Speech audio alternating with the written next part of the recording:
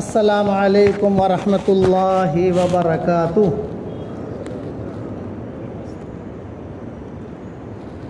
الحمد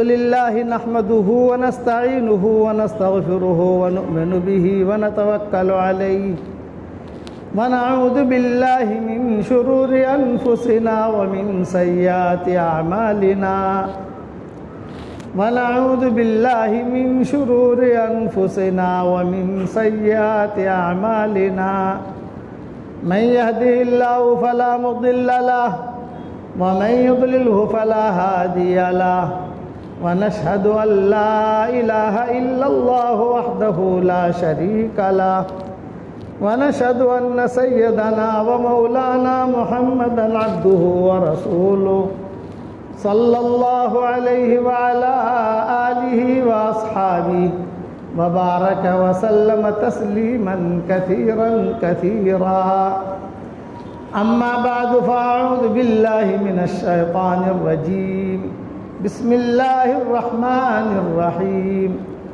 یا ایہا الذین آمنوا توبوا الی اللہ توبة نصوحا عسى ربكم ان يكفر عنكم سیئاتکم ويدخلكم جنات تجری من تحتها الانہار یوم لا یخزی اللہ النبی والذین آمنوا معه نورهم یسعى بین ایدیہم وبأیمانہم یقولون ربنا اتمم لنا نورنا واغفر لنا انک علی کل شیء قدیر۔ صدق اللہ العظیم۔ وقال رسول اللہ صلی اللہ علیہ وسلم الدنیا دار من لا دار له مال من لا مال له ولها یجمع من لا عقل له او کما قال علیہ الصلاۃ والسلام۔ قابل احترام بھائیوں، دوستوں اور بزرگوں، تین ذمہ داریاں اللہ تعالیٰ نے ہر مسلمان مرد اور عورت پہ رکھی ہے، یہ سب پر ضروری ہے، کوئی مستثنیٰ نہیں ہے۔ پہلی ذمہ داری یہ ہے کہ ہم اپنا دین سیکھیں، دوسری ذمہ داری یہ ہے کہ ہم اپنے دین پر چلیں، اور تیسری ذمہ داری یہ ہے کہ اپنا دین دنیا میں پھیلے، ہم اس کی کوشش میں لگے رہیں، قدم کے ذریعے، قلم کے ذریعے، دعا کے ذریعے، مال کے ذریعے، کسی ذریعے سے بھی اپنا دین آگے پہنچانے کی آدمی کوشش کرے۔ یہ ذمہ داریاں ہیں، یہ ذمہ داریاں اگر آدمی پوری نہیں کرے گا تو حشر کے میدان میں پکڑا جائے گا۔ دین سیکھا نہیں تو بھی پکڑا جائے گا، دین پر چلا نہیں، اچھا دین سیکھا لیکن دین پر چلا نہیں تو بھی اللہ پکڑیں گے حشر کے میدان میں کہ تم نے دین پر چلے کیوں نہیں۔ اچھا دین سیکھا بھی، دین پر چلا بھی، لیکن دین پھیلانے کی کوشش نہیں کی۔ میں کوشش کا جملہ کہتا ہوں، کوشش میں دین کے سارے شعبے آ جاتے ہیں، صرف ایک شعبہ نہیں۔ بے دعوت و تبلیغ کا شعبہ یہ بھی ہمارا ہے، مدارس کی یہ بھی ہمارے ہیں، کہ خانقاہیں کی یہ بھی ہماری ہیں، یہ کا تصنیف تعلیف کا شعبہ کی یہ بھی ہمارا ہے، یہ سارے شعبے ہمارے ہیں۔ تو دین پھیلانے کی آدمی کوشش کرے تو حشر کے میدان میں چھٹ جائے گا، ورنہ حشر کے میدان میں کوئی بچ نہیں سکتا۔ ایک پوائنٹ ذہن میں رکھنا، انسان کی سوچ اور انسان کے خیالات اور انسان کے وساوس یہ بھی ریکارڈ ہو رہے ہیں اللہ کے یہاں۔ اتنا پاورفل نظام ہے اللہ کا کہ سوچ بھی ریکارڈ ہو رہی ہے۔ اب اس پر پکڑ ہو نہ ہو یہ مفتیان کرام بتائیں گے، لیکن تم نے سوچا کیوں؟ جیسے سوچ ہوتی ہے ویسا آدمی قدم اٹھاتا ہے. تو سوچ سے نکال دو. میں نے آپ کے اکرام میں لگا لیا، ورنہ میرے نزدیک یہ جائز نہیں ہے، صرف میرے نزدیک. باقی علماء کے نزدیک جائز ہو تو ہو، اپنی جگہ ہے. یہ میں کہتا ہوں پائلٹ لوگوں کے لیے، ہمارے لیے نہیں ہے. اس لیے میرے مسلک میں اکیلے اپنے بات، ہر آدمی کو اپنا کہنے کا تو اختیار ہوتا ہے نا. یعنی جتنا میں نے علم پڑھا ہے یا جو میں نے ریسرچ کی ہے، اس میں جو ہے نماز میں خشوع و خضوع نہیں رہتا. ہمارے مولانا سید خان صاحب رحمۃ اللہ علیہ فرماتے تھے، عربوں کو جب بیان میں جاتے تھے تو کہتے تھے کہ تمہاری ہی منقار، وہ عرب لوگ جو رومال ڈالتے ہیں تو وہ منقار ہوتی ہے، چونچ، بولے یہ چونچ جو ہے تمہیں نماز کی خشوع و خضوع سے غفلت کر دیتی ہے. وہ کھڑے کھڑے چونچ میں ٹھیک کرتے رہتے ہیں. یہ معاملہ ہے. یہ میں جہاں بھی جاتا ہوں تو یہ کچھ شرطیں لگاتا ہوں. یہ شرط لگانا بھول گیا تھا میں، لیکن آپ کے اکرام میں لگا لیا. میں نے کہا چلو کوئی بات نہیں. پہلی شرط یہ ہوتی ہے کہ وہ مائک استعمال نہیں کروں گا میں، لیکن میرے مسلک میں جائز نہیں ہے. جس چیز نماز کو غافل کر دے، یہ مائک ہمارے سیدھے سادھے ٹھیک ہے. اس لیے ہمارے اجتماعات میں بھی دیکھو وہ مائک عام طور سے ہمارے بڑے لگاتے نہیں ہیں. احتیاط کرنی چاہیے. دین کو جو ہے نا زیادہ شو میں نہیں لانا چاہیے. یہ پائلٹ لوگوں کی چیزیں ہیں. میں امریکہ سے آ رہا تھا، ٹورنٹو، وینکوور کا ہمارا سفر تھا 2019 کا، وینکوور، شکاگو. تو وہاں سے ہم جب ٹیک آف کیا، لمبی فلائٹ تھی، وہ پائلٹ جو ہے وہ آ گیا ہمارے پاس، فرسٹ کلاس میں تھے. تو اس نے کہا کہ جنٹل مین، یہودی تھا وہ، جنٹل مین، اور ہاتھ پکڑا. میں نے کہا یہ کہاں؟ اس نے اپنے سر پر بٹھا دیا اور یہ سب پہنا دیا اور کہا کہ آپ یہاں بیٹھو. ارے میں نے کہا بھائی میں یہاں بیٹھوں گا، مجھے تو ڈر لگ رہا. یہ کہ نہیں ہماری سیٹ برکتی ہو جائے گی. اس نے تو وہ لگایا، تب مجھے پتہ چلا کہ یہ تو پائلٹوں کا ہوتا ہے، اماموں کا نہیں ہوتا. کافی دیر بٹھایا رکھا. اس نے پھر جو ہے اپنا میری تصویر لی اس نے. میں نے کہا بھائی آپ نے مجھے کیسے پہچانا، میں کون ہوں؟ کہا نہیں آپ کے چہرے سے مجھے پتہ چلا کہ آپ اچھے آدمی ہیں، اور میں چاہتا ہوں کہ پھر ہم نے اس کو دعوت دی، ایمان کی، اللہ کی دعوت دی اس کو. میں نے کہا آپ اس کی تحقیق کرو. جیسے مائیکل جیکسن کو میں نے دعوت دی تھی. مائیکل جیکسن کو اسلام کی دعوت دینے والا پہلا میں آدمی ہوں الحمدللہ. 3 آدمی گئے تھے. یہ اپنا ایک عبد الرحمن مرچنٹ تھا نا جن کا انتقال ہو گیا، ان کے بھائی تھے اشرف مرچنٹ، میں اور اشرف بھائی، اور دوسرا ایک آدمی تھا. تو 2 تو زندہ ہیں ہم. اشرف بھائی کا انتقال ہو گیا. لمبا قصہ ہے کہ بھی سنائیں گے انشاءاللہ. تو خلاصہ کلام یہ ہے کہ یہ چیزیں جو ہے نا یہ ہمارے حرم میں نہیں ہونی چاہیے. احتیاط کرو. جائز ناجائز ہے تو مفتیان کرام بتائیں گے الحمدللہ.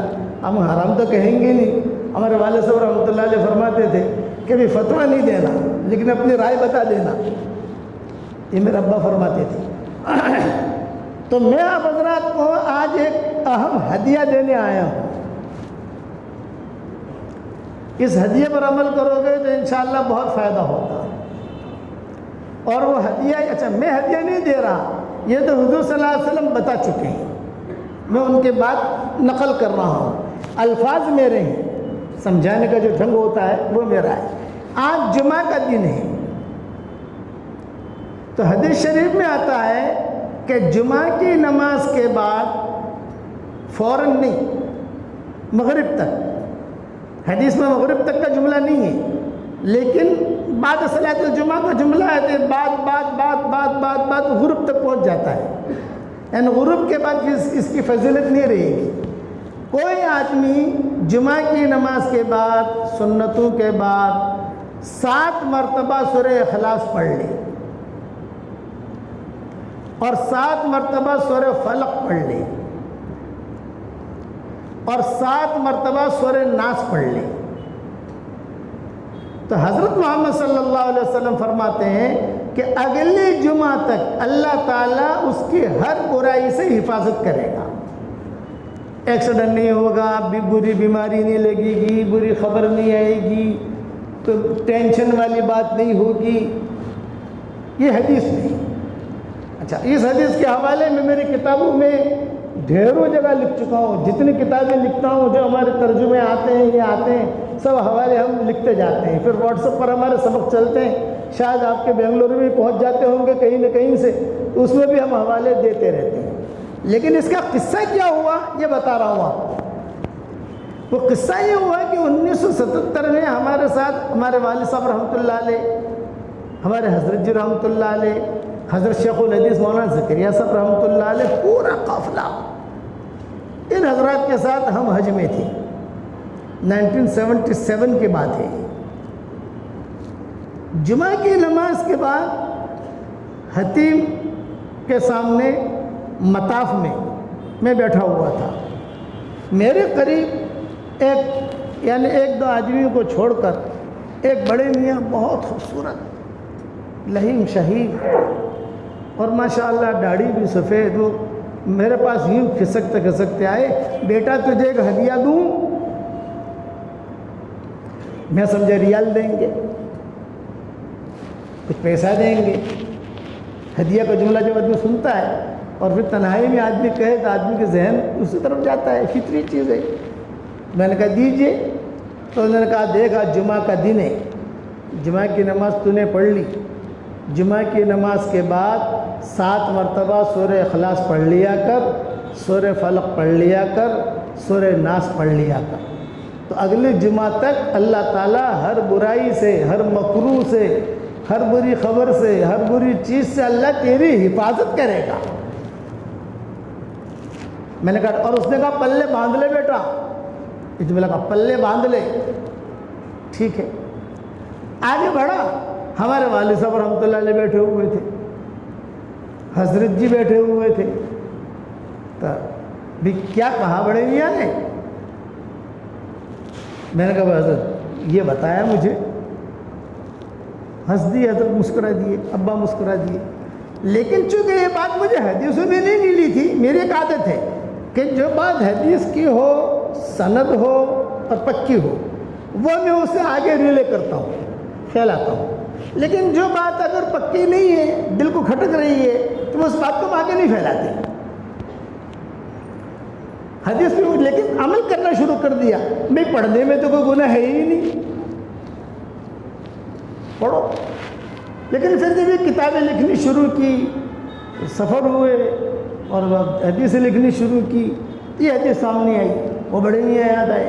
تب سے ہم نے جو ہے مجموع کے سامنے بھی کہنا شروع کیا، امیجز بنا کر بھی بھیجنے شروع کیے، پھر لوگوں کو بتانا بھی شروع کیا، تو لوگوں کو الحمدللہ بہت فائدہ ہوا۔ تو ایک تو میری طرف سے یہ ہدیہ ہے، اس کی پابندی کرو گے انشاءاللہ، اس کا بہت فائدہ ہوگا آپ کو انشاءاللہ۔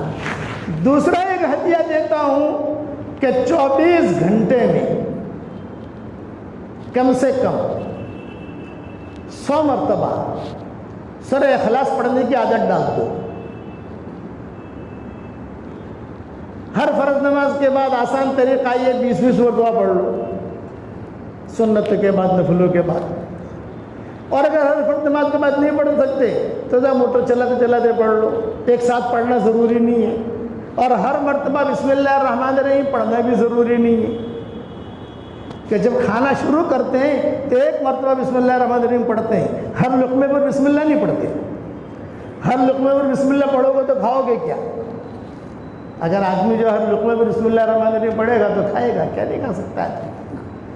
آپ ایک مرتبہ پڑھ لیجئے، 10 مرتبہ پڑھ لیا، 15 مرتبہ پڑھ لیا، اب آپ نے 1 گھنٹے کے بعد اسٹارٹ کیا، پھر سے بسم اللہ پڑھ لو۔ آپ نے 2 گھنٹے کے بعد اسٹارٹ کیا، 100 مرتبہ کا کوٹا ہونا چاہیے۔ تو علماء نے اور فقہاء نے لکھا ہے، اور میں نے بھی میری کتابوں میں سب جگہ ان چیز کو لکھا ہے کہ یہ پڑھنے والا آدمی جو اس کی پابندی کرے گا، یہ حدیث میں نہیں ہے، یہ اگلی بات جو کہہ رہا ہوں فضیلت، یہ حدیث میں نہیں ہے۔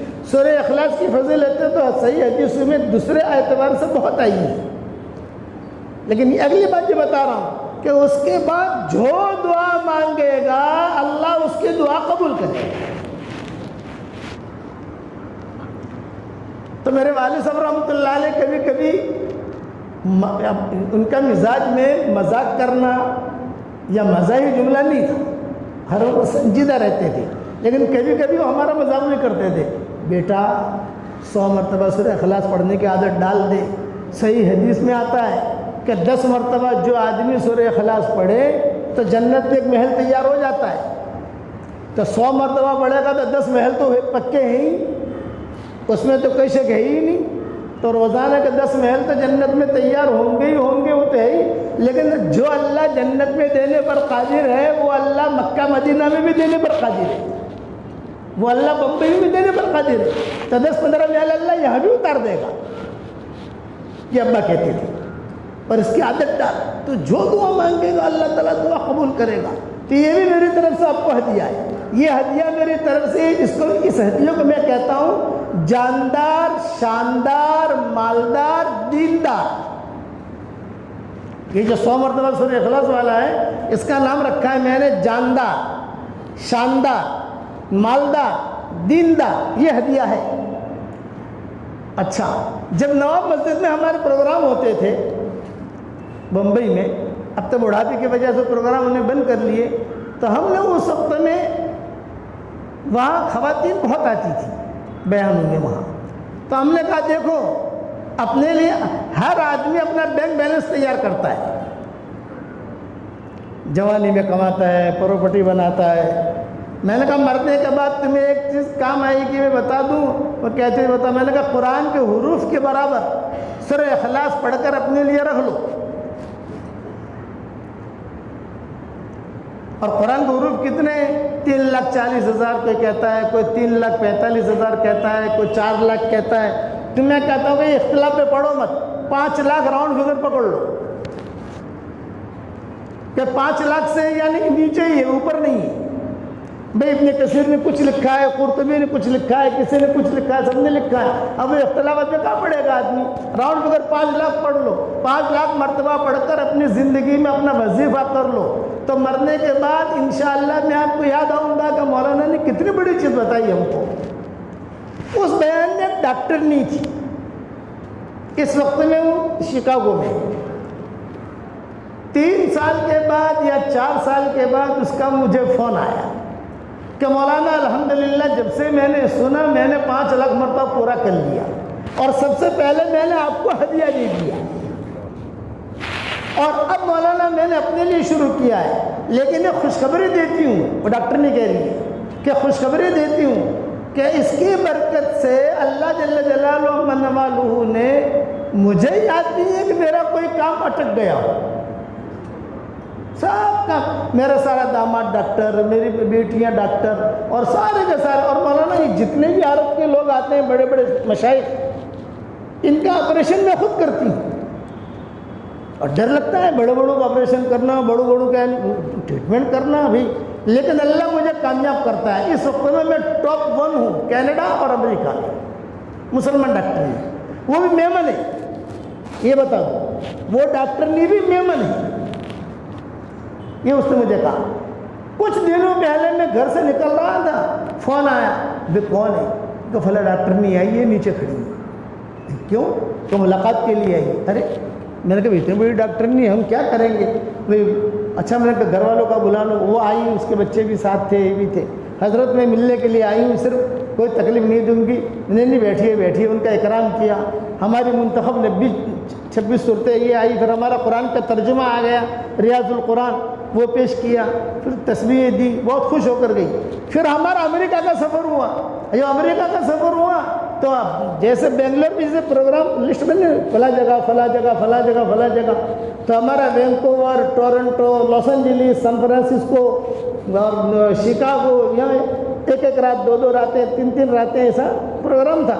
اس کو پہنچا تو وہ جہاں اس کے اسٹیشن سے قریب تھے وہ آئی, اور اس نے کہا میں آپ کا پورا چیک اپ کروں گی. یہ کیسے کروں گی؟ یہ کہا میری جو ہے بڑی وین میں مشینیں لے کر آئی ہوں اور آپ کا چیک اپ کروں گی, آپ میرے استاذ ہیں. اور اس نے تصویر بتائی کہ الحمدللہ سورہ اخلاص کا میرا وظیفہ چل رہا ہے. تو آپ حضرات کو بھی ہدیہ دے رہا ہوں, اس کی پابندی کرو, فائدہ ہی فائدہ ہے. علماء اب حدیث سنو. ایک صحابی تھے معاویہ ابن معاویہ لیثی انصاری, ان کا نام آتا ہے. تبوک کے موقع کے اوپر یہ صحابی مدینہ منورہ میں تھے. تبوک میں تو سارا مجمع چلا گیا تھا. تبوک صرف یہ صحابی رہ گئے تھے مدینہ میں، بیمار تھے. نام آتا ہے حدیثوں میں ان کا معاویہ ابن معاویہ لیثی انصاری.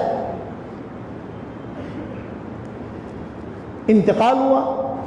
حضور صلی اللہ علیہ وسلم تبوک میں، حضرت جبریل اور پوری ٹیم آ گئی فرشتوں کی. آپ نے فرمایا بھی کیوں؟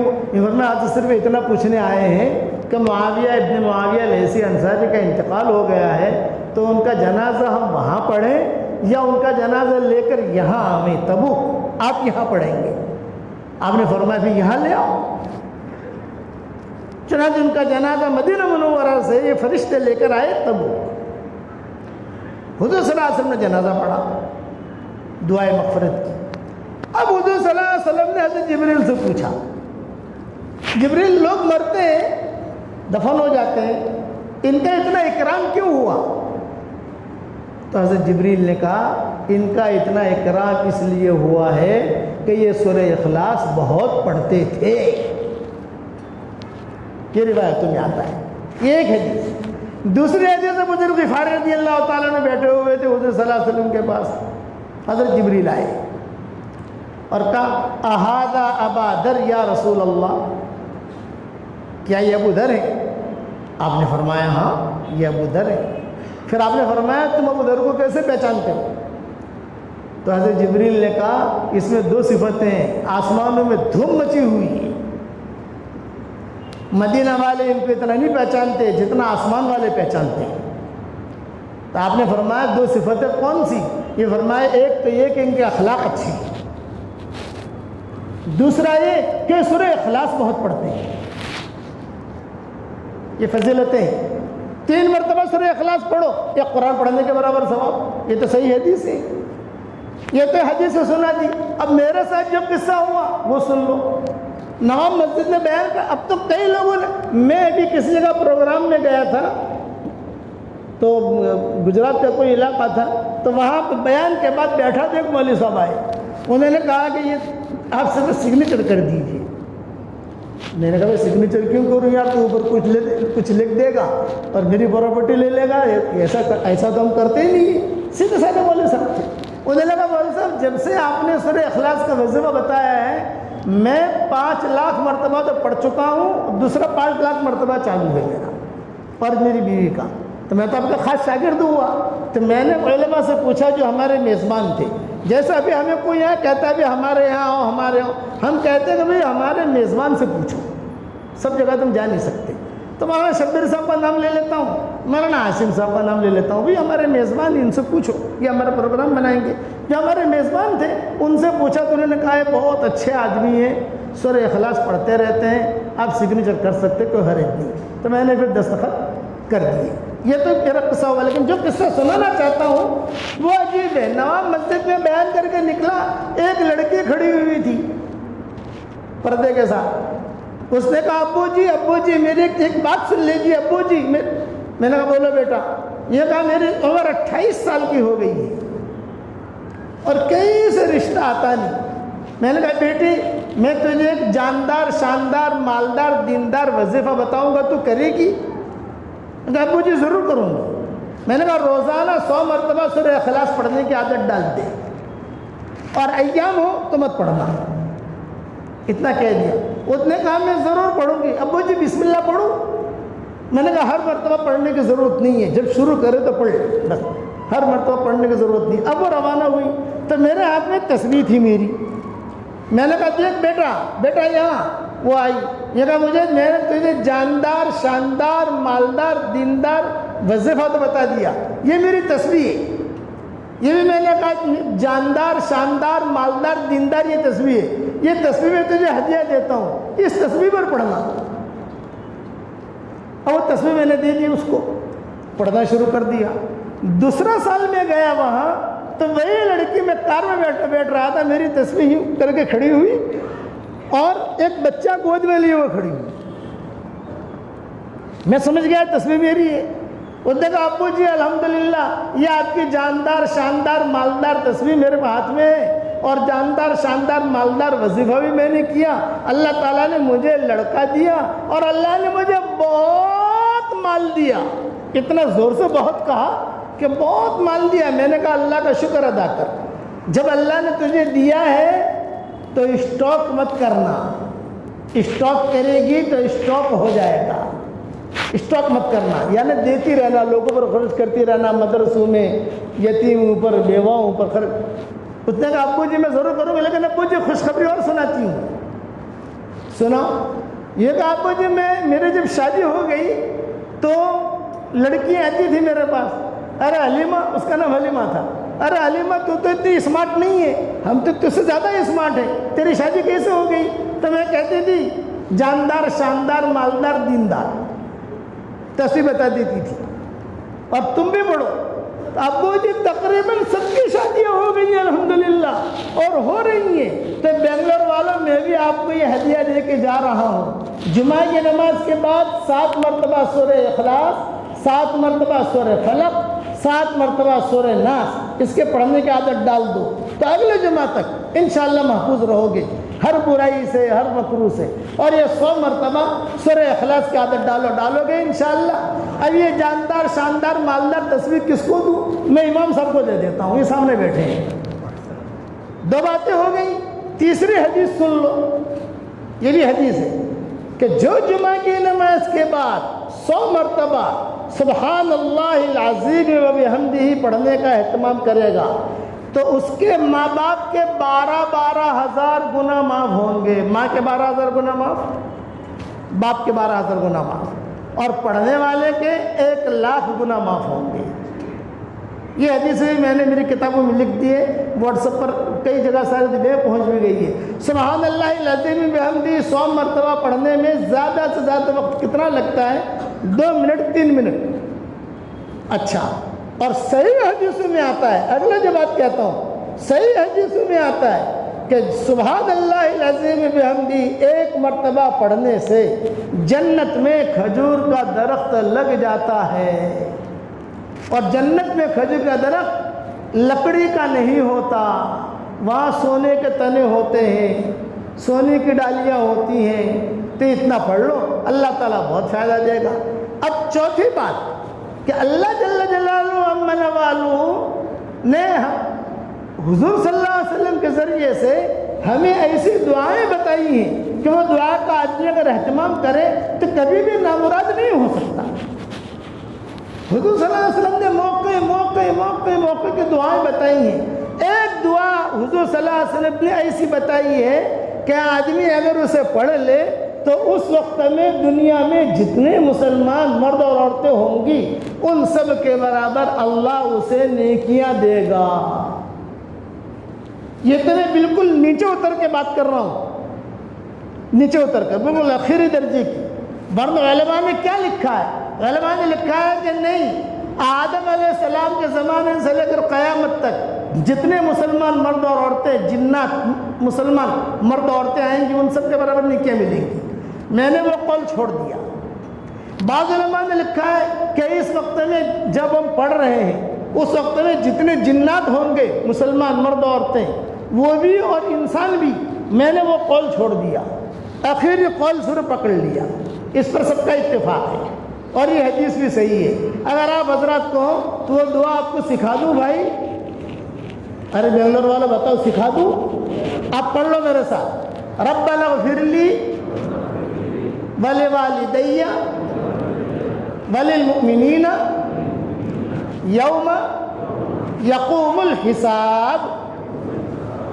بس جس نے پڑھا اس وقت میں جتنے مسلمان مرد اور عورتیں ہیں ان کی عدد کے برابر ان کے اکاؤنٹ میں نیکیاں آ گئی. اور یہ نیکیاں کب کم آئے گی؟ اچھا یہ تو صحیح حدیث ہے, اس کا کوئی انکار نہیں کر سکتا ان حدیثوں کا. علماء نے لکھا ہے یہ حدیث اتنی صحیح ہے کہ بخاری مسلم میں نہیں ہے بس, لیکن جو شرطیں بخاری مسلم کی ہیں وہ ساری موجود پائی جاتی ہیں. ھذا حدیث صحیح علی شرط البخاری و مسلم. اتنی پکی ٹھکی حدیث ہے. حضور صلی اللہ علیہ وسلم نے یتیم نہیں بنایا ہے, یہ ذہن میں رکھنا. آپ صلی اللہ علیہ وسلم نے دعاؤں کے راستے بتائے. بس کہنا یہ کہ آدمی اپنی زندگی میں دین کو داخل کرے. دین ہے تو کامیابی ہے, دین نہیں ہے تو ناکامی ہے. اس لیے دین والی زندگی اختیار کریں۔ اس وقت میں اللہ دنیا کی تقدیر بدل رہا ہے، اور ہمارے ہندوستان کی تقدیر بھی اللہ بدل رہا ہے۔ قسمت جب ملک کی کسی چیز کی قسمت اللہ بدلتا ہے تو اس وقت میں رجوع اللہ کا ہونا بہت زیادہ ضروری ہوتا ہے، کہ رجوع اللہ ہو، اللہ تعالیٰ کی طرف متوجہ ہو، زیادہ غفلت میں وقت نہ گزارے۔ اللہ معاف فرمائے، آج ہمارا وقت غفلت میں گزر رہا ہے، حالانکہ وقت بہت قیمتی چیز ہے، اسے غفلت میں مت گزارو۔ کچھ پتہ نہیں موت کا فرشتہ کب آئے اور آدمی کو لے کر چل دے، کچھ نہیں کہہ سکتے۔ آپ نے دیکھا ہوگا، سنے ہوں گے قصے، اور یہ جو بیماریاں پھیل رہی ہیں، نامناسب حالات آ رہے ہیں، اس وقت میں اللہ کو منانے کی ضرورت ہے۔ مخلوق کو مخلوق کے ساتھ اخلاق برتو وہ کرو، ٹھیک ہے، اپنا معاملہ اللہ کے ساتھ کلیئر کرو۔ امیر معاویہ حضرت عائشہ کے پاس تشریف لائے تھے، کہا امی جی مجھے کچھ مختصر نصیحت کر دو، تو حضرت عائشہ نے کہا تیرا اور اللہ کا معاملہ کلیئر کر، تو تیرا اور مخلوق کا معاملہ اللہ کلیئر کرے گا۔ میں ایک ہی نصیحت کرتی ہوں، حضرت عائشہ نے روتے ہوئے کہا کہ تیرا اور اللہ کا معاملہ کلیئر کر، تو تیرا اور مخلوق کا جو معاملہ ہوگا وہ اللہ کلیئر کرے گا۔ امیر معاویہ کے دل پر اتنا اثر ہوا کہ وہی کھڑے کھڑے ہچکیاں مار کر رونے لگے، وہی کھڑے۔ تو باندیوں نے کہا کہ امیر معاویہ رو رہے ہیں، تو حضرت عائشہ نے ایک جملہ کہا، ہو سکتا ہے یہی آنسو اسے جنت تک پہنچا دیں۔ کبھی کبھی ایک آنسو کی وجہ سے اللہ کے مقبول ہو جاتا ہے۔ اس لیے اپنی زندگی کو غفلت میں مت گزارو، حالات بہت بدل رہے ہیں، ہر آدمی پریشان ہے اس وقت میں، اور پریشان مولانا یوسف صاحب رحمۃ اللہ علیہ فرماتے تھے گناہوں کی وجہ سے پریشانی ہے، اور اسی گناہوں کی وجہ سے اس پریشانی کا علاج ڈھونڈ رہا ہے تو بیماری اور بڑھے گی، بیماری دور نہیں ہوگی۔ اس لیے اپنے آپ کو ایک کے حوالے کرو، وہ ایک جو ہے یاد رکھنا ہر ایک کو ہمارے حوالے کر دے گا۔ اپنے آپ کو ایک کے حوالے کرو تو وہ ایک کو ہمارے حوالے کر دے گا، اور اگر ہم نے اپنے آپ کو ایک کے حوالے نہیں کیا تو وہ ایک ہم سب کو ایک کے حوالے کر دے گا۔ ایک کے حوالے کرو۔ رب المشرق والمغرب لا الہ الا ہو فاتخذہ وکیلا۔ مشرق و مغرب کا رب ہے، اس کے علاوہ کوئی عبادت کے لائق نہیں، اسی کو اپنا امیر بنا، اسی کو اپنا رہبر بنا، اسی کو اپنا کارساز بنا، وہی ہے۔ اس کے لیے دین والی زندگی ہمیں اختیار کرنی ہے، احکامات الہی کو پورا کرنا ہے۔ میرے والد صاحب رحمۃ اللہ علیہ ایک جملہ فرماتے تھے، ہر چیز ہر منزل میں اللہ کی محتاج ہے، اللہ کسی منزل میں کسی چیز کا محتاج اور پابند نہیں ہے۔ حضور صلی اللہ علیہ وسلم حضرت فاطمہ سے کہا، بیٹا فاطمہ تجھے حشر کے میدان میں نبی کی بیٹی ہونے کی وجہ سے نہیں چھوڑ دیا جائے گا، نبی کی بیٹی ہے نا، تیرے سب تیرے عمل جائیں گے، اعمال اچھے کرنا، صاحبزادی ہے، لیکن حضور کہہ رہے ہیں اس وجہ سے نہیں چھوڑا جائے گا۔ اس لیے ہم اللہ کے ساتھ حسن ظن بھی رکھیں، اللہ کو پکڑے رکھیں، سنتوں پر چلیں، حضور صلی اللہ علیہ وسلم کے طریقے پر چلیں، اور اپنی زبانوں کی حفاظت کریں۔ آدمی بولتا بہت ہے، اس بولنے میں آدمی کی غلطیاں ہو جاتی ہیں، اور ایک بات میں کہا کرتا ہوں، برا مت ماننا، جیسا قدم پھسلتے قدم انما استزلهم الشیطان ببعض ما کسبوا، قدم پھسلنے کے بارے میں کہا گیا، تو علماء نے لکھا ہے قدم بھی پھسلتے ہیں، اور کبھی کبھی زیادہ بولنے کی وجہ سے عقل بھی پھسل جاتی ہے۔ قدم کا پھسلا ہوا تو ہاسپٹل میں جا کے ٹھیک ہو کے آ جائے گا، لیکن عقل کا پھسلا ہوا سیدھا جہنم میں جائے گا، عقل پھسل گئی۔ آج ہماری عقلیں پھسل رہی ہیں، اس لیے اپنے جوانوں کی حفاظت کریں، بیٹوں کی حفاظت کریں، بچیوں کی حفاظت کریں، اور دین پر چلنے کی ہم کوشش کریں۔ اللہ تعالیٰ مجھے بھی عمل کرنے کی توفیق عطا فرمائے، اللہ آپ کو بھی عمل کرنے کی توفیق عطا فرمائے۔